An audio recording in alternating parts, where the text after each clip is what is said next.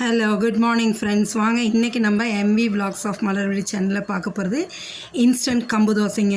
இமீடியட்டாக நல்லா ஹெல்த்தியாக ஒரு கம்பு தோசை தான் எப்படி செய்கிறதுன்னு நம்ம இன்றைக்கி வீடியோவில் பார்க்கலாம். அதுக்கு முன்னாடி நம்ம வியூவர்ஸ் எல்லாத்துக்குமே இனிய தமிழ் புத்தாண்டு நல்வாழ்த்துக்கள்ங்க. வாங்க வீடியோக்குள்ளே போகலாம். பாருங்கள், இட்லி மாவாக இருந்தாலும் தோசை மாவாக இருந்தாலும் ஒரு 2-3 கரண்டி எடுத்து வச்சுக்கோங்க. நான் எடுத்துருக்கிறது ஒரு 5-6 தோசைக்கு வரும். அந்த அளவுக்கு ஒரு 3 கரண்டி எடுத்துக்கோங்க. நான் இது தீட்டின கம்பு, நாட்டு கம்பு கடையில் வாங்கி கழுவி வெயிலில் காய வச்சு மிஷினில் கொடுத்து அரைச்சி வச்சுருக்கேன். இந்த மாவை எடுத்து அந்த இட்லி மாவு தோசை மாவு எது இருக்கோ எடுத்துருக்கீங்களோ அதோடு போட்டுக்குங்க. போட்டு கலந்துடலாம். நல்லா தேவையான அளவு போட்டுக்குங்க. நான் இப்போ அந்த சின்ன கரண்டியால் ஒரு 3-4 கரண்டி போட்டுக்கிட்டேங்க. போதுங்க. அதில் ஒரு 3 கரண்டி, இது ஒரு 3 கரண்டி போட்டோம்னா 6 தோசை தாராளம் நம்மளுக்கு. இதில் தண்ணியை ஊற்றி நல்லா ஈவனாக கலக்கிக்கிங்க. கலக்கிட்டு கட்டி இல்லாமல் லம்ஸ் இல்லாமல் கலக்கிக்கங்க. இந்த கம்புக்கு தேவையான அளவு உப்பு போட்டுக்குங்க. இந்த பாருங்கள், சால்ட்டு, டேபிள் சால்ட்டு போட்டு நல்லா கலக்கி எடுத்து வச்சுக்கோங்க. அப்படியே உடனடியாக நீங்கள் ஊற்றலாங்க. தோசை, கம்பு தோசை அவ்வளோ நல்லா சாஃப்டாக இருக்கும். நல்லா மெதுன்னு சாப்பிட்றதுக்கும் நல்லா இருக்குங்க. இப்போ தோசைக்கல் நல்லா காஞ்சிருச்சுங்க. அதில் இப்போ நம்ம தோசை ஊற்றலாம். அந்த பக்கம் வானலில் ஒரே ஒரு தட்டு இட்லி ஊற்றி வச்சுருக்கேங்க. அதோட தோசையும் இந்த கம்பு தோசையும் நம்ம ஊற்றிக்கலான்னு ஊற்றுறேங்க.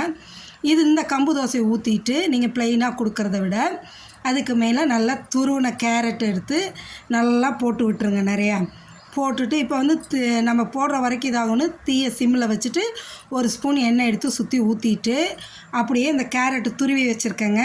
அந்த கேரட் எடுத்து எந்த அளவு போட முடியுமோ அந்த அளவு போட்டுக்கலாங்க.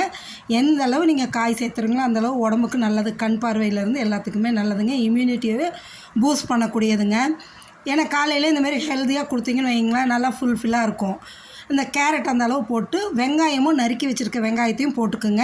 மேலே கொத்தமல்லி தலையும் போட்டுக்கலாம். என்கிட்ட கொத்தமல்லி தலை இல்லை, அதனால் நான் கேரட்டும் வெங்காயத்தோடு நிறுத்திட்டேங்க.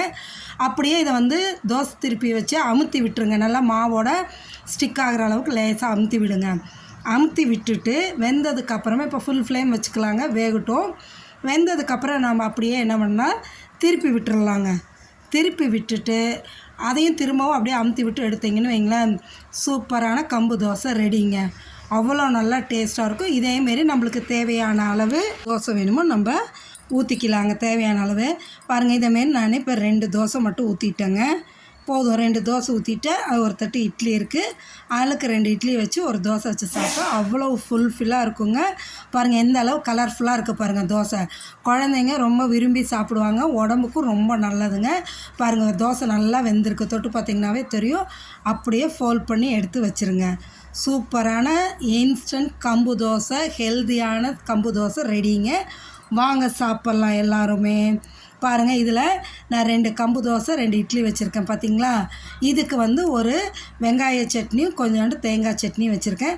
இது 2ஓட காம்பினேஷனோட இந்த தோசையை சாப்பிட்டிங்கன்னா அல்டிமேட்டாக இருக்குங்க. வேண்டான்னு குழந்தைங்க சொல்ல மாட்டாங்க. செஞ்சு சாப்பிடுங்க. நம்ம சேனல் சப்ஸ்கிரைப் பண்ணுங்கள். Thank you friends.